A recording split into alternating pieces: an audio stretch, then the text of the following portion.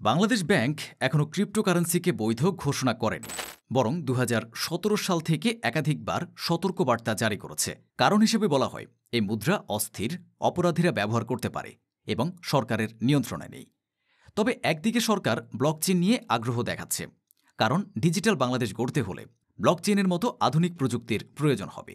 তবে ব্লকচেইন ও ক্রিপ্টোকারেন্সি অর্থনীতি জগতে বড় একটি অংশ, কারণ এই প্রযুক্তি ভবিষ্যতের অর্থনীতিতে বড় পরিবর্তন আনতে যাচ্ছে। ব্লকচেইনকে এক ধরনের ডিজিটাল হিসাবের খাতা বলা যেতে পারে, যেখানে সব লেনদেন থাকে সুরক্ষিত, খোলামেলা এবং অপরিবর্তনযোগ্য। আর ক্রিপ্টোকারেন্সি হল ব্লকচেইনের মাধ্যমে তৈরি একটি ডিজিটাল মুদ্রা। এগুলো ব্যবহার করে আপনি টাকা পাঠাতে, জমাতে বা অনলাইনে কেনাকাটা করতে পারেন ব্যাংক ছাড়াই। তবে বাংলাদেশ যদি এটিকে বৈধ ঘোষণা না করে, তাহলে কিছু ক্ষতির সম্মুখীন হতে পারে, যেমন আন্তর্জাতিক প্রতিযোগিতায় পিছিয়ে পড়বে। বর্তমানে বিশ্বের